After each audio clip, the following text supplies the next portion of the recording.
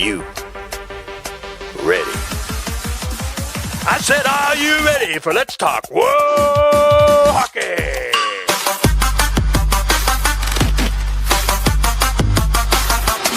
And now, here are our hosts, Beth and Zach.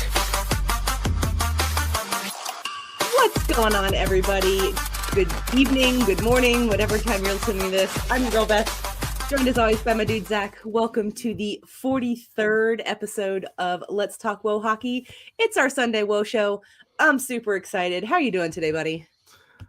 Doing good. I'm feeling a little bit under the weather, having sinus issues today, so that's always fun when the weather decides, hey, I'm not going to make up my mind, so you're going to suffer for it. But yeah, other than that, I've been looking forward to this for like the last week or so because we still have a great guest on talking about a very great hockey team because, I mean, it's always a good time to get fired up about women's hockey, especially for a certain team from Michigan. But how are you doing, Beth? I'm doing good. Still getting over my cold situation, but I'm very much at the tail end of it. So still a little congested, still a little ick, but is what it is. Again, weather. What are you going to do? I know you're super excited. I don't want to leave her just like hanging out down here in the bottom for very much longer. So without further ado, my friends, we would like to welcome the captain of the Central Michigan Chippewas women's hockey team. We've got Mac Barnett on the show today. How are you doing today, Mac? I'm doing good. How are you guys? Doing as good as we can, both of us a little under the weather, but you know, it's that time of year. Yeah. I felt that. We got at least 5 inches up here and of the course of, 24 hours. So I felt. Yeah. Sounds about right. Yeah. I live in Florida. I very much enjoy looking at snow in photograph form. I will very rarely participate in snow if I'm in a place where snow happens. I tend to go up north in the summer to get a break from the heat. So I'm sure you will. I love it. I'm a snow person. I get it. I love the cold. Like I absolutely dig the cold. My grandma lives in northern Michigan. I spent every summer there as a child. And now that I live in Florida, I appreciate winters where it doesn't snow. But I mean, if we have to make a road trip, to see some of our friends up in Michigan, we might have to leave more fall winter time though. So I mean, unfortunately, Beth, you might have to go up in the non-summer months. It's Michigan is crazy. Like that's the whole saying is wait 5 minutes and the weather will change if you don't like it. So definitely a little crazy. Sometimes we'll get snow in like late March. We're like, where is this coming from? Oh yeah. Yeah. Being from Northeast Ohio, I get it. It's like, oh yeah, it's snow in May? Wait a minute. What's going on here? I went to visit my grandparents for my 5th birthday, I believe, when I was a child, and it snowed on my birthday. My birthday is at the end of June. So, as a child, absolutely loved it. All of the adults were like, what is happening right now? So that's not normal. No, it's not normal. I loved it.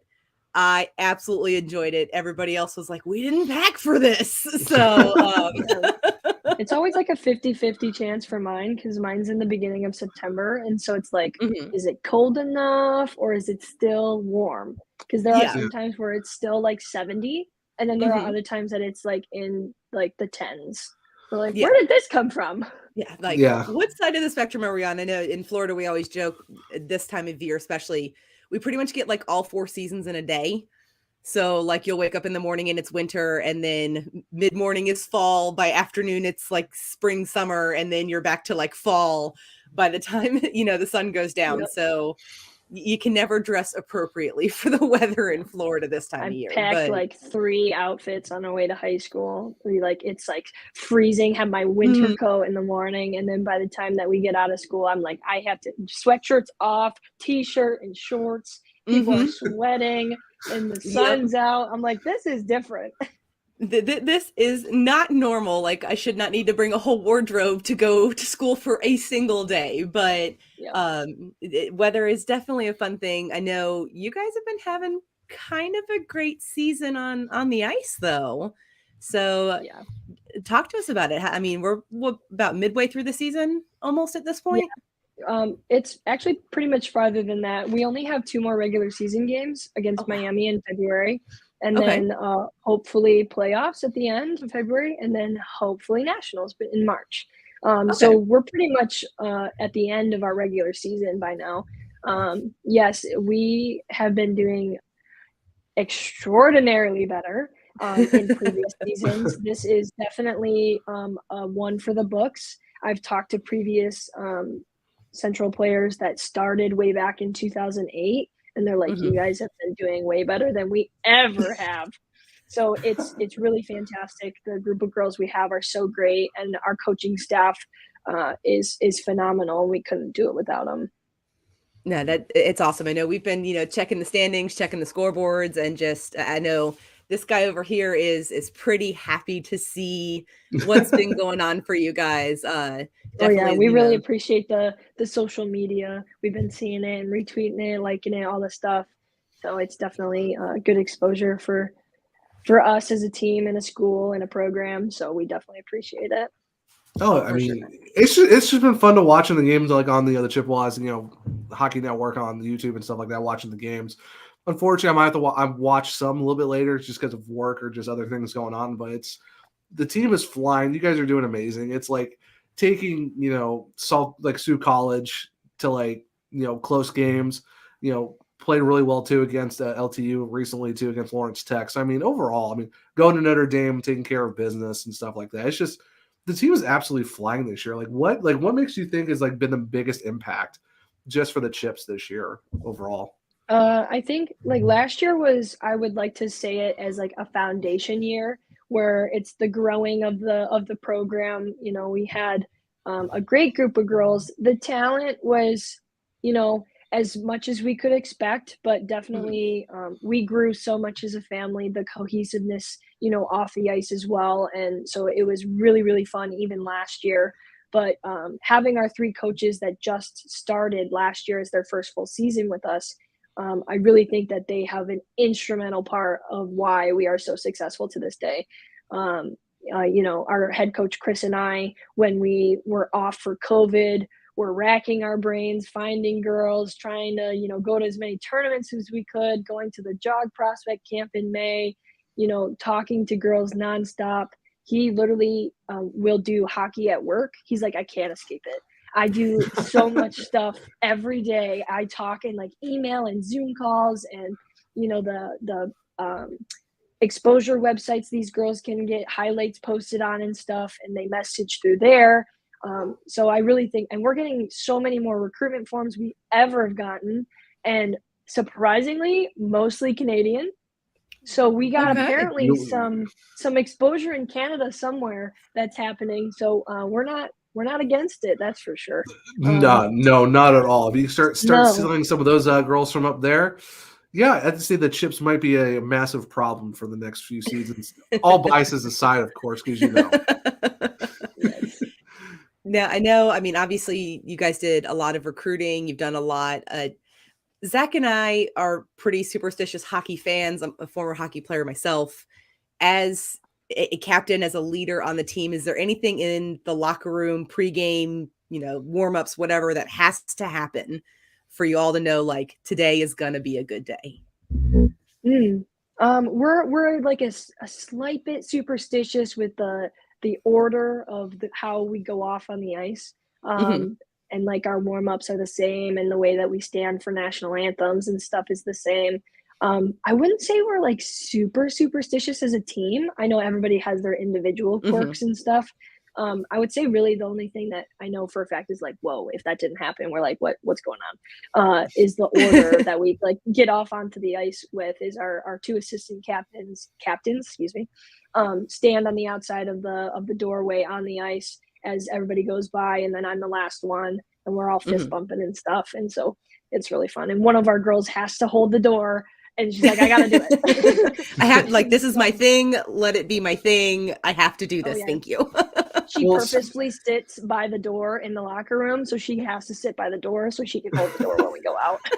Hey, you know what? Everyone's got their own thing. But speaking of assistant captains, we've had one of your assistant captains on twice already this year.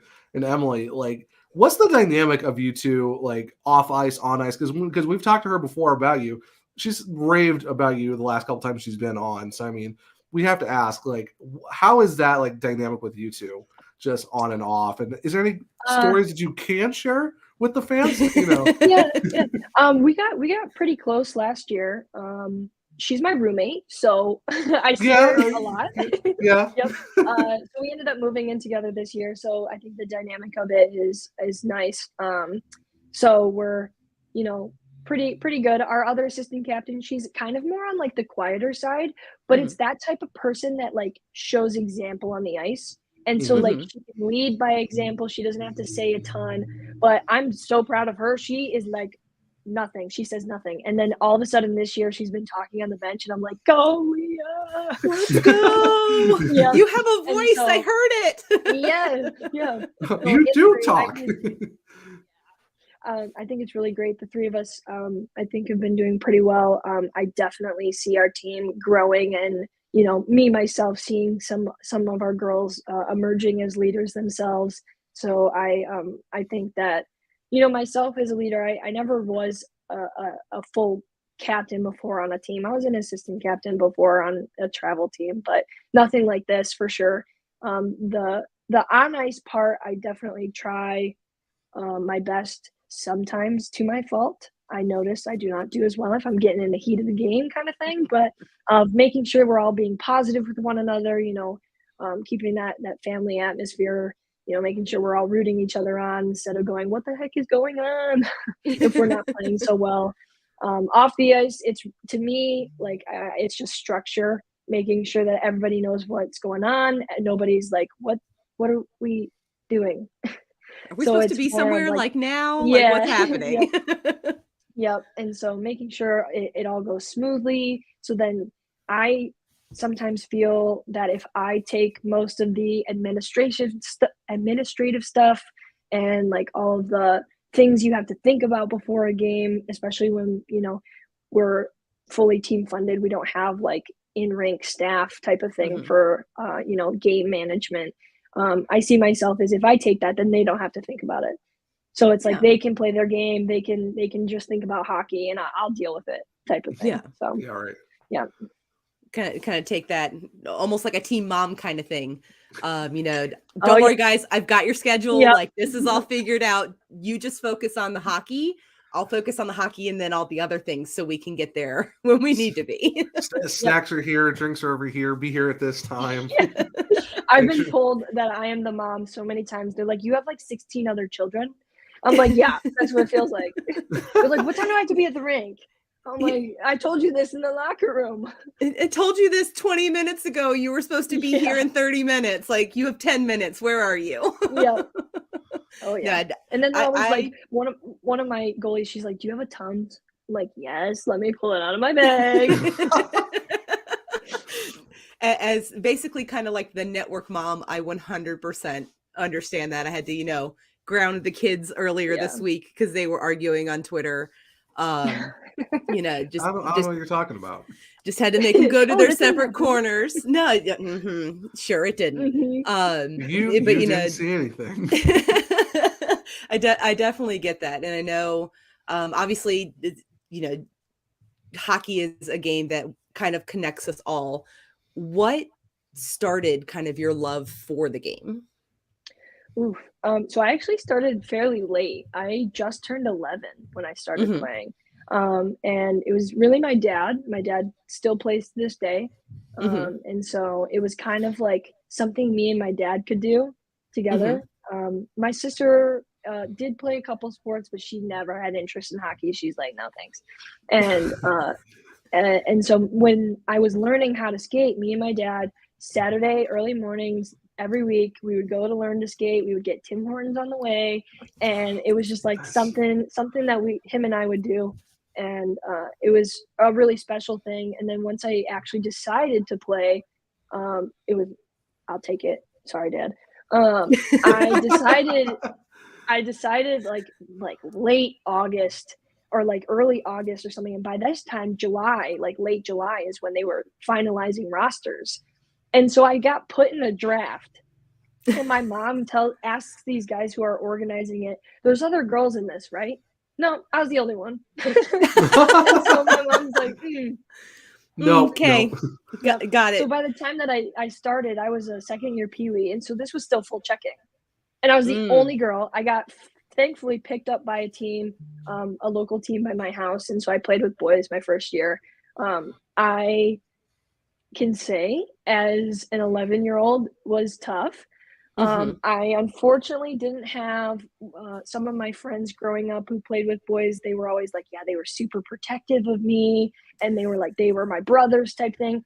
I did not have that. And so I am thankful for what I had, though, as much as my dad's like, you hated it. I was like coming off the bench crying and like, get me off the ice. But it was full checking. I had to have a very thick skin. I had to, you know, make it work. And so I don't regret it at all, because it definitely has made me the hockey player and the person that I am. So I think my dad really was an instrumental part of it. But then just playing, I was like, this is so fun. I got so bored with all the other sports. They weren't fast enough pace. And so I was like, this is the only thing that like keeps my interest. So. I definitely feel that. My dad is actually the guy in the intro video. That's my dad. And he's also the reason that I fell in love with this game. He was born and raised in Chicago. So up until a couple years ago, he still played hockey into his like late 50s, early 60s, but then his hip started bothering him. And I'm like, you need like the Brent Seabrook, like double hip replacement surgery situation. He was like, that's not funny. I'm like, well, I mean, it's not wrong either. But I mean, so he is absolutely the reason that I love this game as well. So I definitely get kind of that connection, because hockey was the thing that he and I did together. And I mean, when in doubt, we would be at a hockey game or we would be watching hockey on TV when we could. This was before like streaming services existed.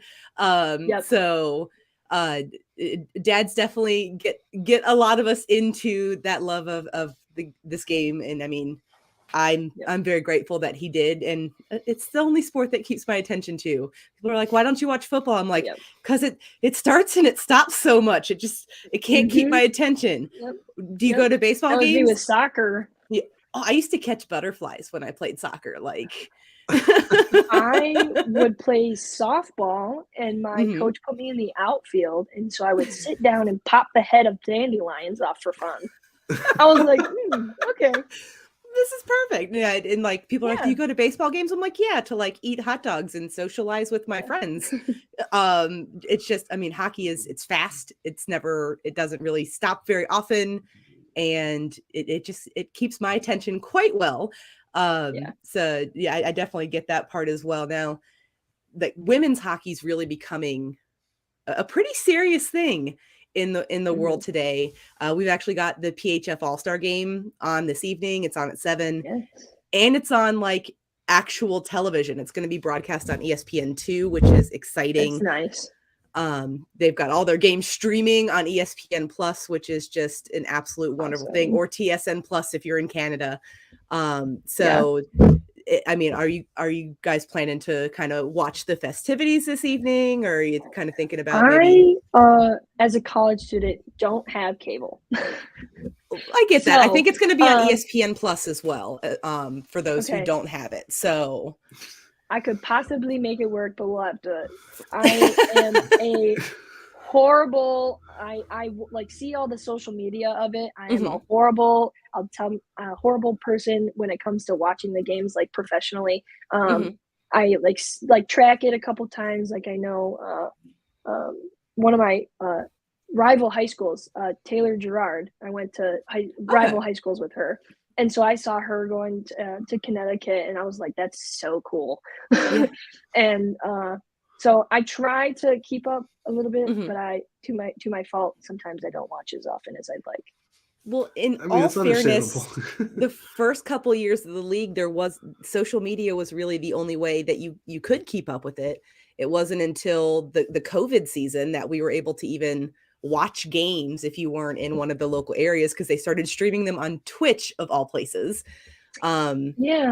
Which which was awesome because I mean the chat rooms for Twitch like NWHL games, they were amazing because we all got to connect and talk to other like women's hockey fans, even if they didn't live anywhere near you. But it's nice to see kind of that exposure. I know yesterday they were all at the Hockey Hall of Fame, which is awesome to see. The growth of the game has been great. A member of the Anaheim Ducks was rocking an Anne-Sophie Batty jersey walking into the game yesterday. He was wearing her Montreal Force jersey, and to see the women's game growing to an aspect where NHL players are like, yeah, I'm going to rock that jersey. The Boston Bruins all wore Boston Pride jerseys to a game last season. So it's really great to see that recognition. I mean, it is potential. Like, would you want to play pro hockey if you could? I mean, that would be unreal. But I think that, man, that would be pretty cool. But I think, like, for myself, the reality check of it is that where my education has gone, like schooling wise, and occupationally, it doesn't exactly line up for me. And to the point of where, like, I didn't even think I was going to play college hockey. When I came from youth, I was like, okay, I'm done. Yeah. And then by the time that I came here, I was like, holy crap, I can play college hockey. I can still play hockey. So, yeah. And so I think really, like, my legacy will be here. That's about it. Okay. What are you going to school for? I'm a master's student now. I am exercise physiology.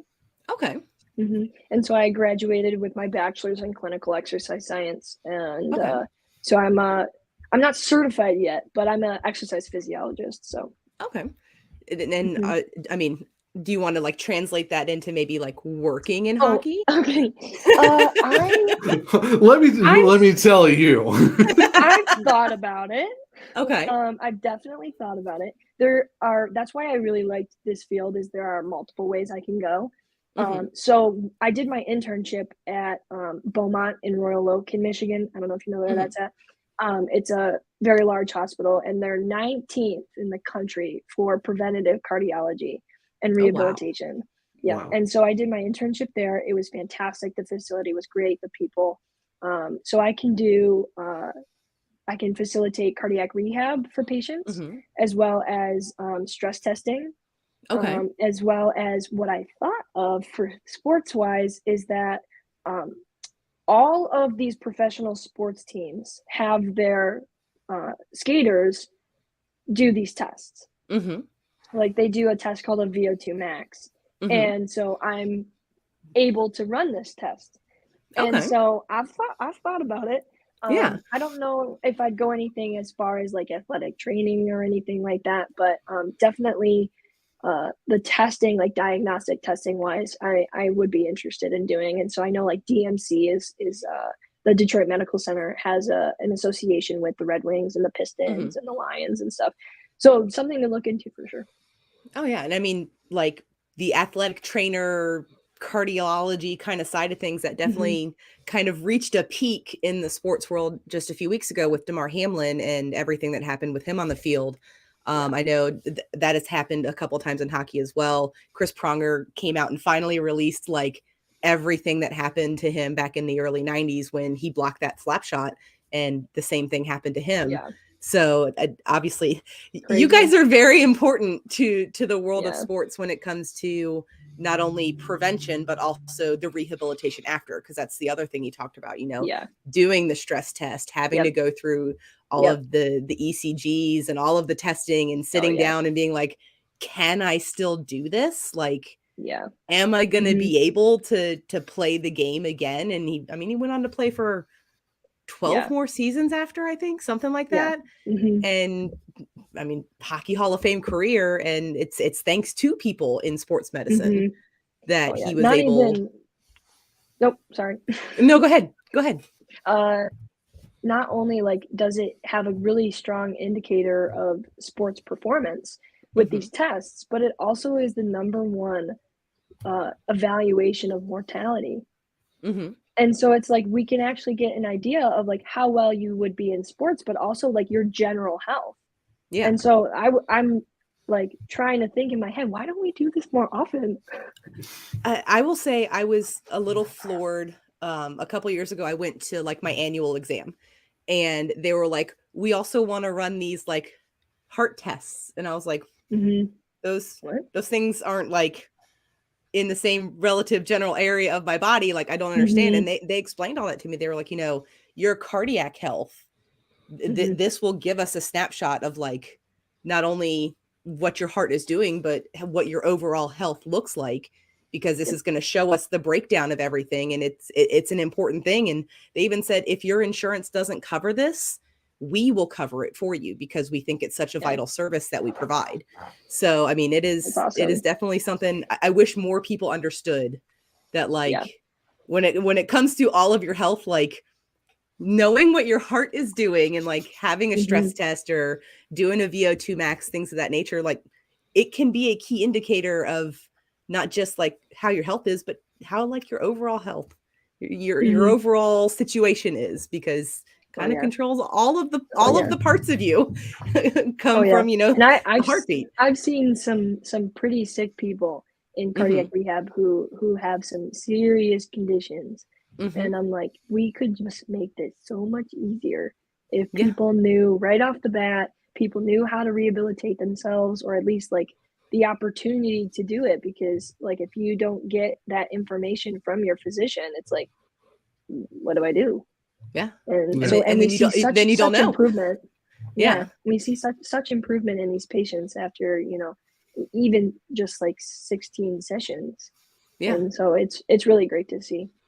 No, for sure. And I mean, that's a great field to go. And I hope that whatever you do, like just keep spreading that knowledge, because it's important stuff for people to know. I'm glad you shared it here with us, so that all of the people who are listening will also know, like, maybe I should ask my doctor to have a stress test, because you can ask them. Like, they don't have to be like, you need this. You can be like, hey, I would like to have this test done, because I would like to know these things about myself. People don't know that you can just be like, hey, doc. Yeah. And I would like this. Thank you. Yeah. And if they think that it's a relative, like you think you should, or, or if not, they can give you the reasons why, of like, oh, no, you're doing this right. Your levels here are great. This sounds good, type of thing. But like in my internship, the big companies like GM or Ford have their certain type of employees do this annually. So that they have, like, we call them executive stress tests. I don't know why, but and so basically they come in and we are making sure that they're able to do this type of work, and that they're in a good, healthy, state of being. And so I actually really like how these companies do that, so then they can actually take care of their employees. Yeah. Well, and I mean, it's one of the things you can, I've heard on those, you can even catch things like just before they're about to happen. So, I mean, it's an important, especially if you're in a high stress job, like ask for them, ask for like a full blood workup, like just ask your doctor for these things, and they'll be like, oh, you actually want to know these things about your health? Oh my gosh. Okay. I just ordered them at the lab. Please go. Usually doctors are more than happy to give you tests if they know that you actually want them, because you want to know what's going on with yourself. Yeah. You just got to find the right one to give it to you. You do. And I mean, I know plenty of people who are like, if you're not going to give me a complete blood panel, then fine, I will just go to a different doctor, because there's somebody out there who's going to let me know what's going on with my body. Yep. Oh yeah. So now you're in your master's program. How much longer do you have left to go on that? So this rest of the semester, and then all of next year. Okay. So you're about halfway. Masters are 2-3 years? 2, give or take. 2 So years. yeah, I'll probably graduate in May of next year. Okay. So one more year of college hockey? Yes, ma'am. Let's go. I'm sure, I know you said you guys are already like doing recruiting and stuff, so I'm sure you're gearing up already. Yep, we committed the 2 girls already that we posted about, and we've been in contact with quite a few other girls that have some interest. And so we're really, really fortunate to have these girls reach out to us, and then also, talk to us back. We did, some girls came for a campus tour, and so we went and met them, talked a little bit, gave them the information, as well as all these recruitment forums and going to games. And so it's really great how much, like when we started the season, Chris was like, I have over like 50 girls that I've been talking to, and they slowly, release and go to other places, and that's totally fine. And what I really love about Chris is that he is really like, his emphasis is that we want you to find the right fit. Like college hockey is great, but you're going to get your education first. And so you have to find somewhere that, coordinates with both. And so if Central's not for you, then that's okay.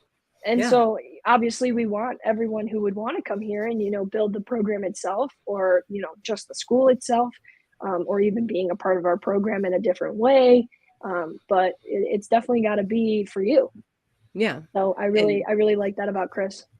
That's something we've actually heard, because we've talked to a couple ACHA coaches, and across the board, all of them have said the same exact thing. Like, college hockey's great, but you're not coming to, like, you're not getting a degree in hockey. Yeah. So if our school isn't the right educational fit for you, like that's okay. Like at the end of this time, you need to have like a degree that you actually like want. So that you can like you have a job, and you kind of need to be interested in the studies. Just a tiny bit. Just a little bit. You can't get a bachelor's degree in hockey, as much as we would all love. I mean, wouldn't that be so awesome? Sure. If I could have like a doctorate in hockey, like, come on now. I would 100% have spent like 8 years in college to have a doctorate in hockey. But sadly, that is not an option. So it's great to hear that. I mean, that spirit is alive and well at CMU as well, because we want to make sure that everybody out there knows. I know we've got a couple listeners who are getting ready to graduate and looking into like college hockey programs and ACHA programs and things like that, because NCAA obviously isn't the right fit for everyone. For those people, what would be your recommendation for like finding the school that has an ACHA program that's a fit for them? For NCAA, I know it varies where, coaches are like, they're having really strict rules on when they can reach out to players. And so thankfully with ACHA, we don't have that problem. And so we can talk to whoever and whenever. And so that's a really advantage for us and for other programs. My suggestion for those in high school who are finally starting to look at schools and want to play college hockey is definitely do your research. ACHA website is the best to knowing which teams there are. And you can then look up schools from there, okay, this school has a team, and then you look into it. Oh, they do have the program I want to go into, and stuff like that, or vice versa. If you do the research on the school and then you look on the website and they don't have one, stuff like that. I think reaching out to coaches is essential if you really want to get on their radar fast. I know some girls are a little more timid, and so they're like, well, I don't want to annoy them. No, annoy them. They love it. Chris is like, I got another email. I'm so excited. and he'll watch hockey all day long. And so he's more than happy to either, if he doesn't know the answer to answer your questions, to find the right spot for you to ask or find it. I know he sends me all the time. He's like, this one wants to go into psychology. Do you know anything about that? I'm like, yeah, here, I'll send you the link. I'll send you where they need to go for that. Like, we've got this. And so signing up for those exposure websites that NCSA, did I do that right? And whatever it is, I forget already, is posting game film, and then, you have a bio about yourself. Doing stuff on social media is big too, because I know like I have our Instagram on my phone, and so I'm following people liking posts and stuff, getting messages and stuff. So even on social media, if you don't want to contact the coach directly, is fine. And really do your research from there, and just talk campus tours, figure out school first, and then talk to the hockey teams, find if this is probably going to be a good fit for you or not, and then go from there.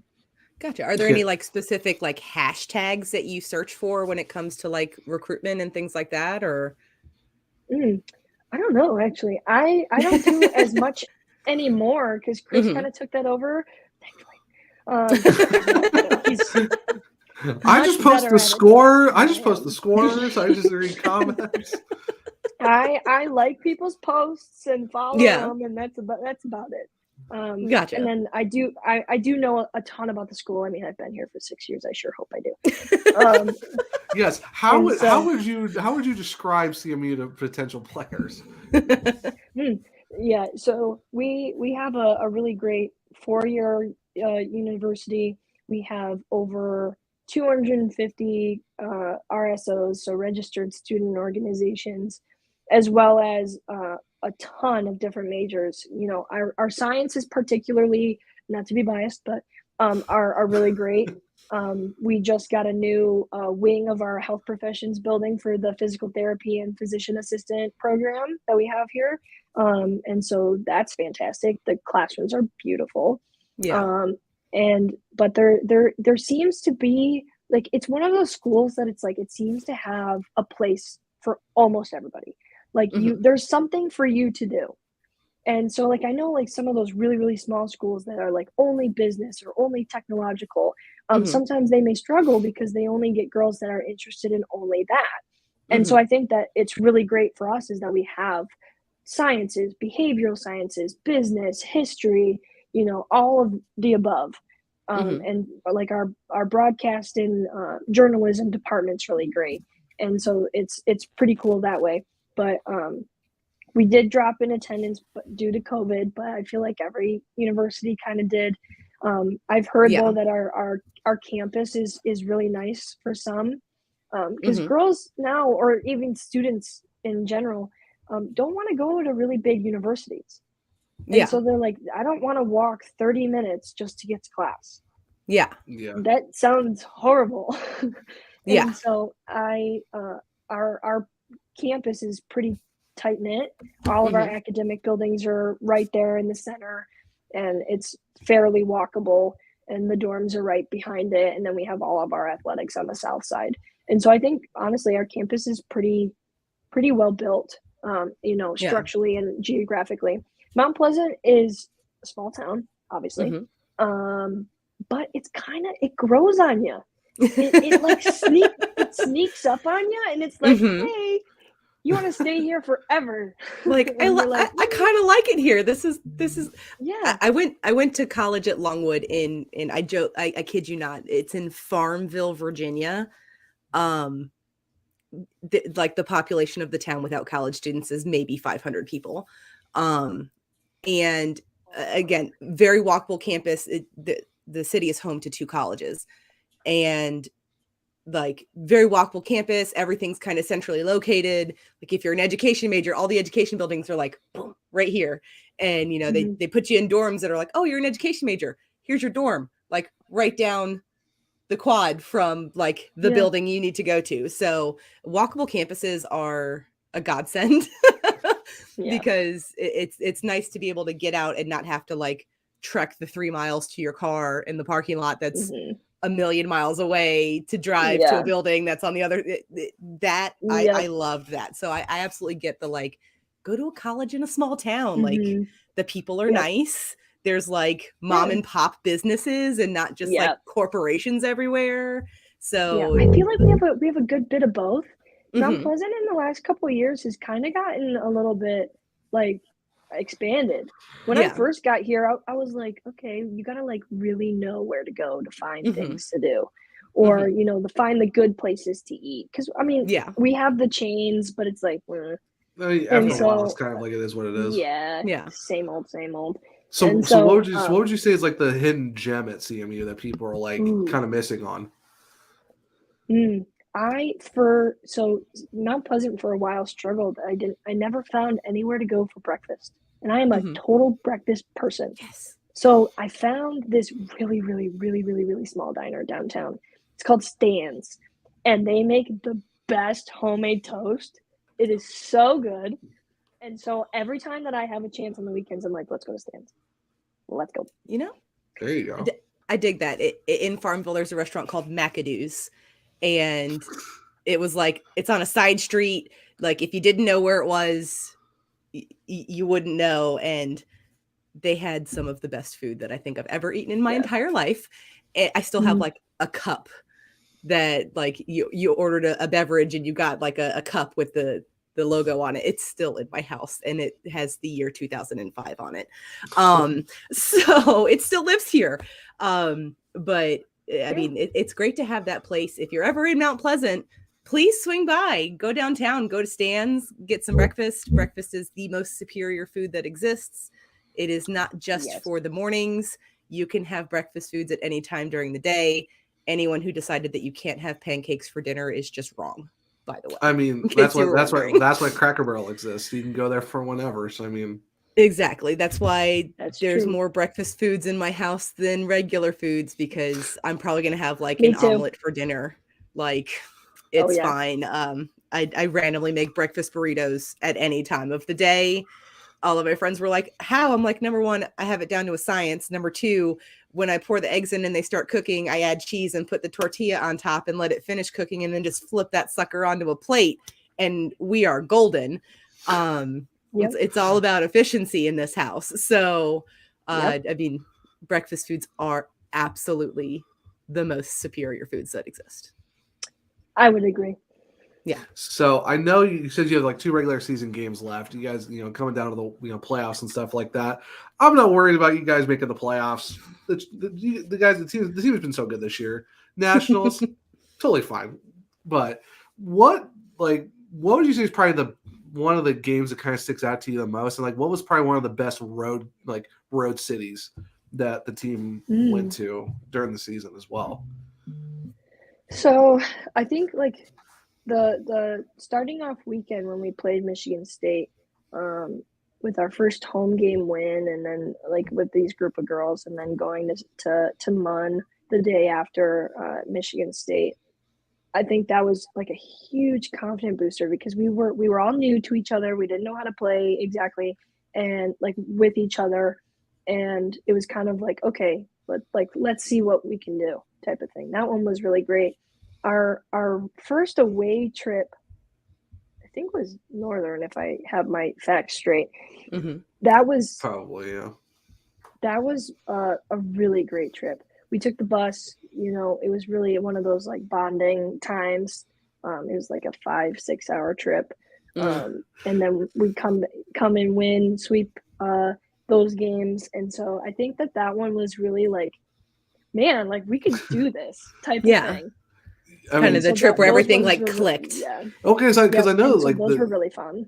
Yeah, because the team was on a run for a good while. I'm like, this team might not ever lose because just how the way the season started, it's just like, I mean, like you said, like former players are saying it's probably the best season the Chips ever had. It's just like I said, like you play Sioux College, like an undefeated team, number 1 in the division and stuff like that, but still taking them to the wire.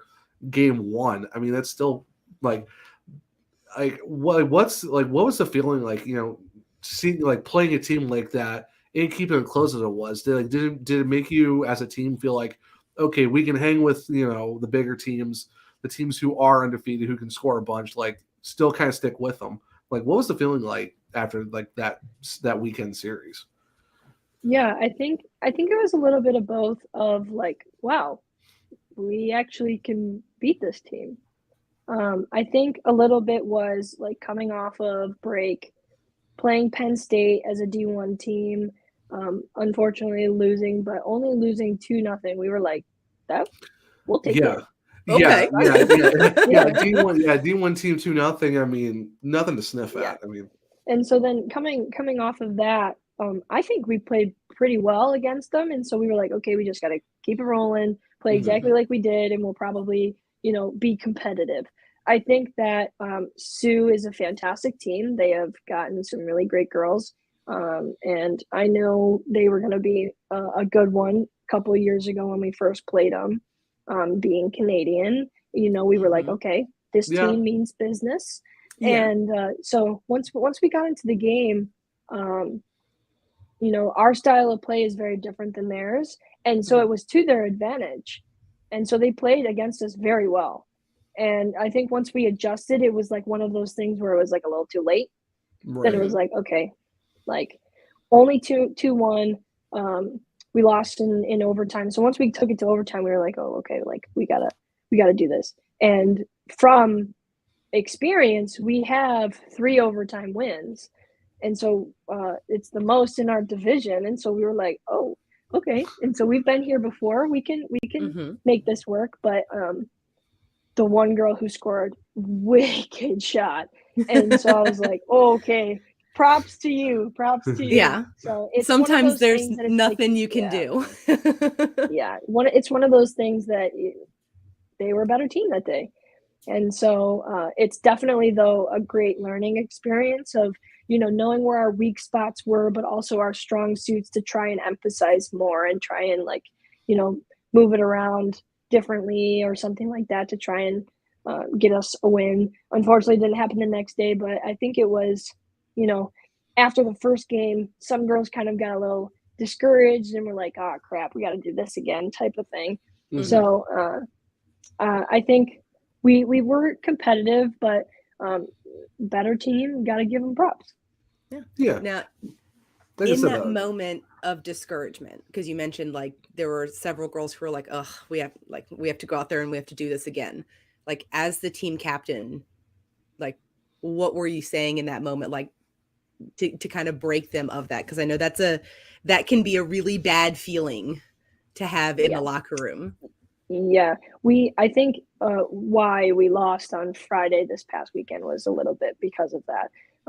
And so I think that weekend, to be completely honest, was actually trying for me as being on the ice and having to, play my game, but also come off the ice and go, okay, like they need some encouragement and try and up the mood in the locker room type of thing. And so definitely a learning experience for me, not having to have to do that before, where it's like we've had games, especially last year, where we've had games where it was a blowout and it was like we did what we could type of encouragement.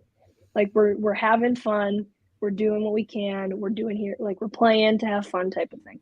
And so after this past weekend, it was kind of like almost like we can beat them. Yeah. Don't give up yet. And like we could be in this game. And so it was more of like an encouragement of even myself too, because I find as a player, get in the heat of the game, I find myself, crap, like we gotta come back from this. And so it was really interesting to see like my own personal development, but also the team. After yesterday's game, it was like a full 180. We were on the bench like, yeah, let's go, you guys are doing great, like woo type of thing. And so I really think that had something to do with it on the second game from Sue. But then again, we're all brand new to each other from this past couple months, and so we're still learning each other type of thing. And when you don't want to be like, you've got this, and somebody be like, I don't got this, and like just have a moment. So you don't quite have like that gel where it comes to you know exactly what to say to somebody. Yeah, everybody has their different pep talks that they need. Like some people just need like, yeah, you're doing great, keep it going, all right. Or it's like my Emily, she tells me, she like yell at me, like scream in my ear. It's funny because talking to Emily a couple times already, that kind of tracks. That does kind of that makes sense. That makes sense. Yeah. She's like, if I'm messing something up, like just scream at me and like, what are you doing? And I was like, okay, I will. All right. She told me that. I was like, oh, interesting. Okay. Like, can I get that in writing for later? That way, when you're like, why are you yelling at me? You can be like, right here. See this paper? See the subsection 2.539 says, I can yell at you. Beth, I think we have to like kind of pencil it into the air and like get some vibes going. The fact that we got to bring Mac and Emily on at the same time, because that would be a very awesome episode for sure. We talked to Emily about like having the whole team on an episode. She did say that too because of the hockey house. I mean, she did also say that too. You know what? I can make that happen. We'll make it happen. Let's go. I'm here for it. I think that would be absolutely amazing. I mean, we love to grow the game of women's hockey. That's why we decided to split the podcast into 2 episodes, where we just have a singular episode that is dedicated to everything women's hockey. And so we would absolutely love, even if it's not like a Sunday, even if we have to do it on a different day, like we will drop a super special episode where it's just the Chips and it's the team, and they can just, y'all can just have, well, like we can just give you the reins and we can just have a good old time just talking hockey, because we want to do what we can to grow the game, which is why I wanted to know about, like, what should a person do if they want to play in, you know, an ACHA women's team? Like what should they do? Where should they go? Because I've talked to a couple of people on social media who have talked about, like, you know, I'm looking into ACHA women's hockey, and I'm like, what do you need to know? Because, like, where are you looking at? Because I might know some people who can, like, hook you up with the right people. Yeah, we know of people that know other people too. So like, we've got some connections. Like, I'll have my people call your people, and then their people call your people. Yeah, exactly. So for sure. knowing where these young players can go so that they can continue to play the game that we all love. I mean, we want to help grow not just like the PHF and professional women's hockey. I mean, what you guys do is important, because it allows people to continue to play the game that they love. And like you said, you didn't think you were going to play hockey anymore. Mm-hmm. And here you are now in your master's program, captain of the Chippewas, like having a season, and we absolutely love to see it. So there's a few times that I didn't think I was going to play college hockey, and then by the time that I played my freshman and sophomore year, then my junior year came around and we didn't have a goalie, so I was like, oh, we're done, like, this is it. And then we had so that year we didn't play. Then we had COVID the year after, and or did we have it? Yeah. And so I had to think back. I've been here too long.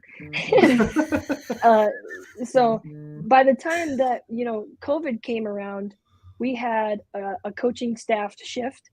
Then because we didn't have a goalie, we had multiple girls just be like, I'm not going to play anymore. Like they were a little bit too involved in certain other clubs and other priorities that they wanted to do for their education. And so I was like, I totally understand. And so by that point, I was like, crap, like this is it.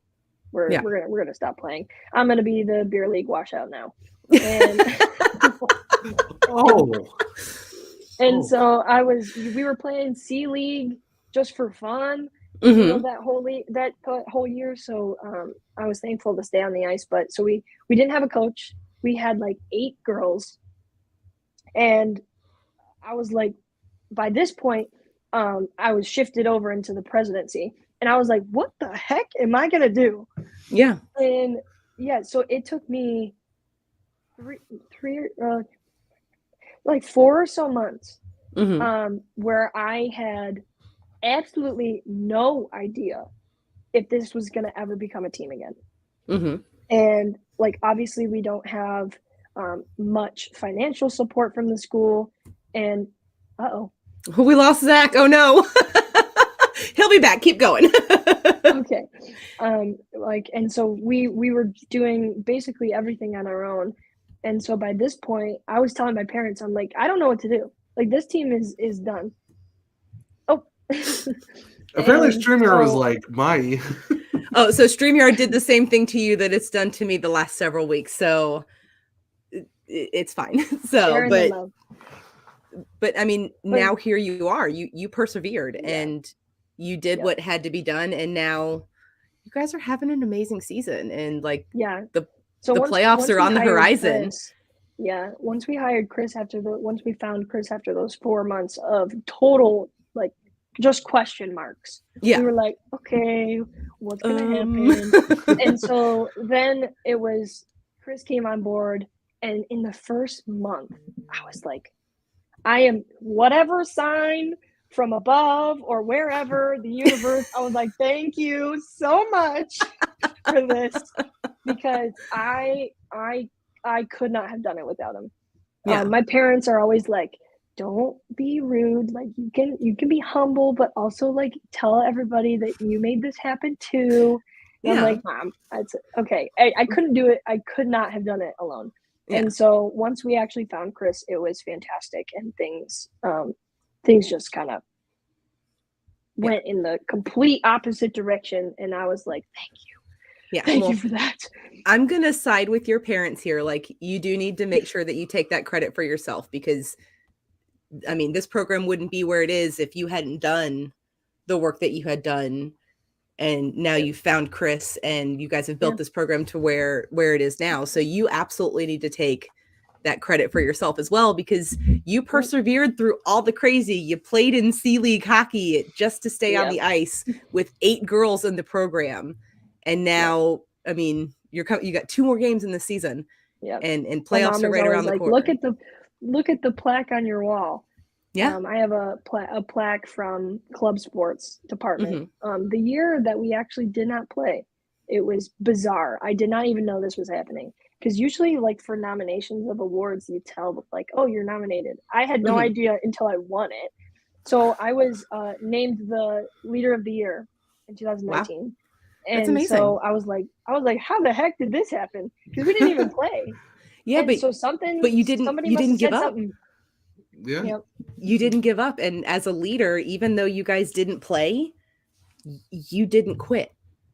And so that is truly the mark of a good leader, is you kept going even when you had to just play C-League hockey and stay on the ice with the girls that you had. You didn't quit. So you are absolutely deserving of that award. Like, you might be the team mom, but I'm going to go podcast mom on you for a second. You absolutely deserve that, because you didn't give up. And if you had given up, you wouldn't have this group of girls with you playing hockey right now. Nope. So, yeah. So as much as, yes, I've had a very instrumental part of keeping this program going. I'm just happy that I could have done it for the girls in the future that actually want to come here and play, and giving, another opportunity for girls here that are not even knowing that we have hockey here, and find out later on, and they're like, holy crap, I can play hockey here. And so it's great. And I honestly think that that's the most inspiring part, is knowing that these girls will actually have a place to play and be successful. It's funny how that comes kind of full circle, because you came to college going, oh, well, I'm not going to play hockey anymore. Yep. And now you are bringing girls into the program who think that they're never going to play hockey again. And and also, like you said, like having people find out that you have a hockey team. I have to say this: whoever your photography person was for the promo shots you got, those are so. we talk about firing up the chips. Like, that was fire. Yeah. Like, I'm like, excuse me, hold up. Yep. We're talking about club hockey getting these photos. Yep. Yes, promotion galore. Insane. Zach was like, I need you to go look in the Twitter DMs to see these pictures that Max sent me, because I can't choose. So I went and looked, and I was like, I can't choose either, because these are all phenomenal. And we ended up having to pick 2 different photos. So you saw the photo that we used to announce that you were going to be a guest. And we've used a completely different one of the photos that you sent to us for the podcast when it drops on YouTube and on Twitter. And we couldn't choose, because they are stunning. I know. I am so happy that we found Kurt. He is fantastic. He does a ton of stuff for concerts and stuff. And we met him through, he knows one of our assistant coaches, and he lives in like Bay City area or Midland area, something like that. And he's done other sports before. And so one of our assistant coaches was like, hey, like, ask him to do our media day. And I was like, bet, I will. All right. And so we reached out to him and was like, you want to be our photographer? And so he took, couple game day photos. And even those are great for the first half of the season. And then we did our media day, and I was like, sir. Yeah. Excuse me. Hold on while I catch my breath. Like you could have warned me. You could have warned me or something. Like, geez. Yeah. Like I knew that they were going to be good when Zach was having trouble deciding, and then I was like, I'm sorry. Wait a minute. What? Yeah.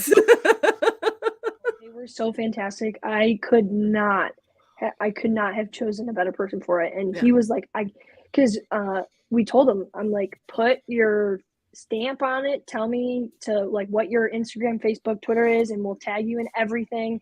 Because they're just, first of all, that great. And like to give him the credit for it. And he's just like, I can't believe how many times this has been shared. I'm like, yeah. Because they're that good. Because they're really good. Yeah. The Hockey House podcast on Instagram did a whole like collaboration with them. And then that blew up. And then the ACHA show Instagram used the one of our goalie. And I was like, are you in like a hockey modeling page? Like, what is that? Because that looks too good. Like, what is happening right now? Yeah.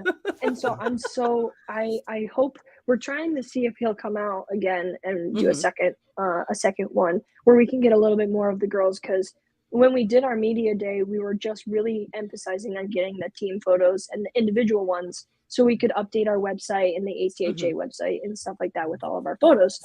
And then we were like, we have time. We did it during one of our practices that we didn't have games that week. So we were like, we have time. Do you want to do anything else? And I asked Kurt, I was like, you're the photographer. Tell us, what do you want? Yeah. And he was like, I'm down for anything. And so we start taking these pictures of just like action shots and the cool creative ones. And he's got the smoke in the background. And I was like, this is so cool. And I didn't even know how it was going to turn out. And then he first showed me the first one that he took. And I was like, how the heck did you do that? Wait, is that me? Hold on. Yeah, you got like the fierce stare down. You got the celly. It was just like, okay. It was amazing. Okay. It was absolutely amazing. So this is so cool. Yeah, and we're kind of getting to the end of our time here. So I'm sure Emily might have prepared you for this. We give all of our women's hockey players the chance to talk up their program. Tell people why they should go to your school. Tell people why they should watch your games. And we're going to solo you. So the whole screen is yours. This is your time. Share your socials. Do your thing. Talk up CMU. This is actually what got Zach to be a fan of you guys. Like these kind of talk ups. We have everybody do them. So I'm going to give you the screen here. And you just tell the world what they need to know about CMU and the Chips. You ready? Okay. All right. You got this. I believe in you. I believe in you. You got this. Ready? Here you go. Hello, WoHo hockey fans. This is Mac Barnett from Central Michigan Chippewa hockey. So if you're ever looking, you want to play some college hockey, especially in Michigan, we got great hockey over here. We have a great, fantastic even 4-year public university here in Mount Pleasant, Michigan. And we are just so excited to hear if you want to come play hockey for us here in Mount Pleasant, in this little small town that we are trying to make a stamp on the world. As CMU says, put your stamp on the world educationally. We're going to do it in the hockey world, as well as trying to expose women's hockey all around. We are trying to get girls to come and, get their education, be successful in the classroom, but also the girls that are determined, want to have fun, play hockey, and win. And so we're really excited. We have our Instagram, Twitter, we have a Facebook page. If you look up CMU Women's Hockey, we have our website, which is cmuwomenshockey.com. You can look at our schedule, our statistics, any recruitments that want to do a form submission. We'll reach out to you from there. And as well as you can contact our head coach, Chris Haney, directly from our website. I'm sure his email's on, and reach out if you ever want to talk with us and even get an idea of our program itself, or as the school as a whole. Or if you ever want to come to our prospect camps, we do it in April. This year, we're going to drop the dates here soon in 2023, but as well as we do some skates in the summer. So just look out on our social medias for that. I look forward to hearing from you. Fire up, Chips. Let's go. Let's go. That was absolutely amazing. Mac, it was great to have you on the show. It was great to talk Chips hockey. I know Zach was very excited when you sent him a message and we're like, I am more than happy to come on the show. He almost immediately texted me and was like, so may have a guest and maybe another captain. Yeah, it may be the captain of the team this time. So, I mean, it's just, it was. We do appreciate. We did shout you on the last WoHo show. Thank you for the. This is how you pronounce the team's name. Yes. And why the schedule was kind of off. So we were like, wait a minute, what's going on? So okay, now we get it. It's the cross-divisional stuff can get confusing in any sport. Let's be honest. I have to say this though, for the fact we dropped that episode. What was it, Beth? Like 9? It was like I think it was like 7 or 8 that night. Yeah, and then for the fact you messaged us the same way, saying, "Hey, just listen to the show. Here's a couple things." I'm like, that is a true legend. Same night of a drop. We also got a message from Lake Superior State, and they were like, "Hey, so we did actually play that game. The website just didn't post the score. We just finished listening. We just dropped this episode like an hour ago." Yep. Like, hey, we're always here. We're just sitting here waiting for it. Just waiting. Well, let your opponents know if they want to come talk about their program too. You know where to send them so that they can hit us up. Because, like I said, we just want to continue to grow this game. We want more girls to be able to play college hockey and get great educations at whatever school may best suit their needs. So let them know we are here to spread all the love. Even though I am sure Zach will love that I say this, we hope that you beat them well. Gotta fire up the Chips. Gotta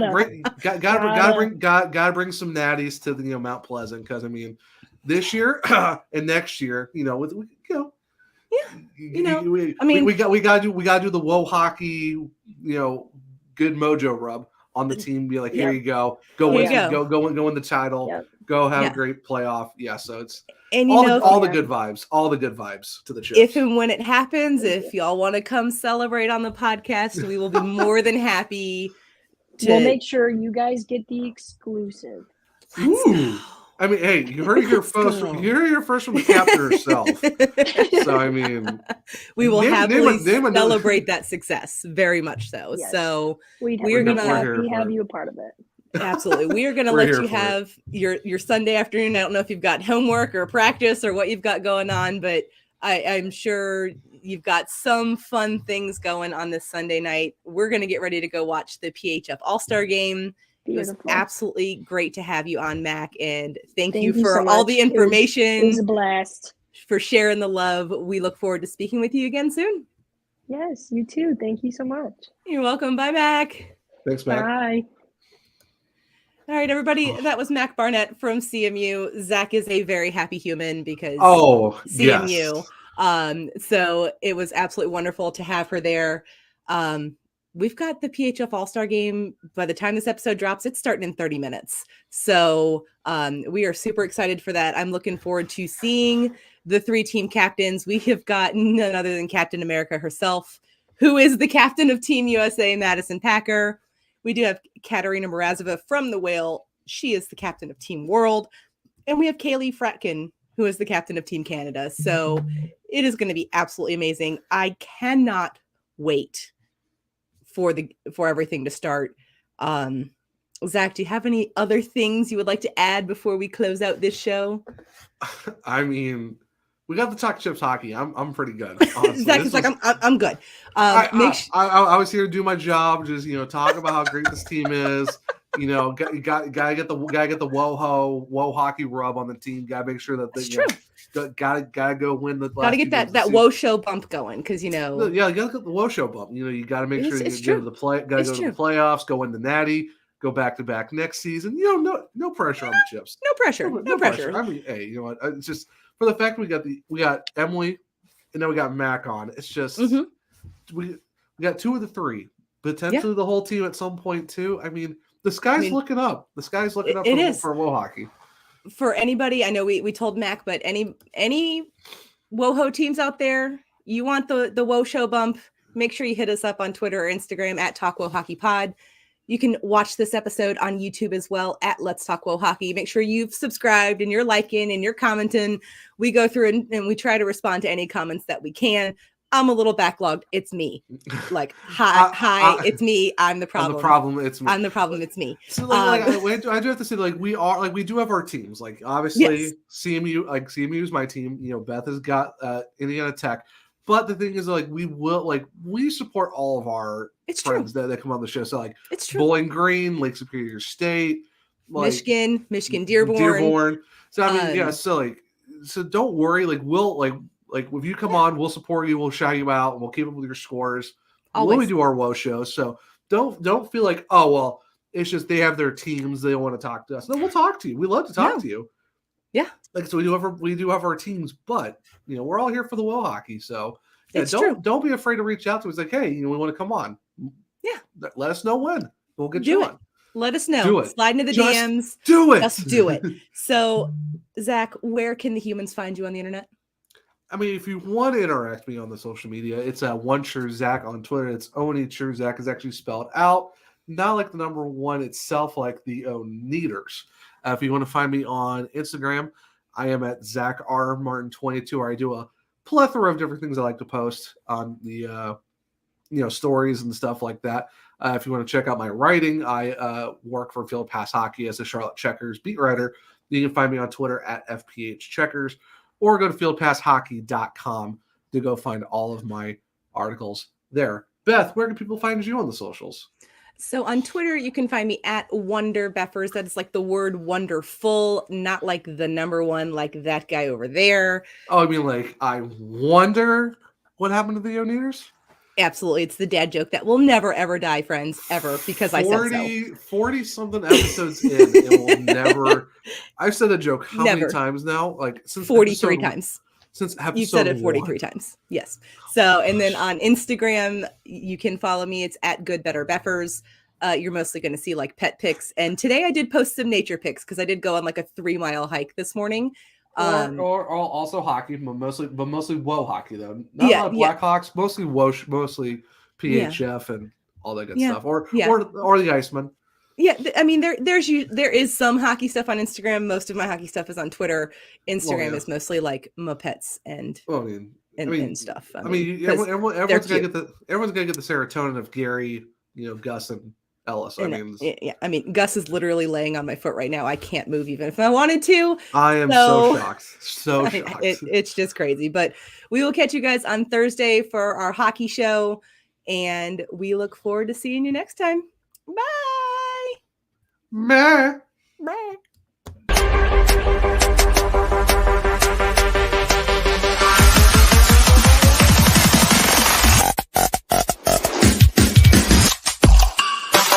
Watching this 5 in a Game Sports Network podcast. Now avoid the stuffy and go enjoy your game.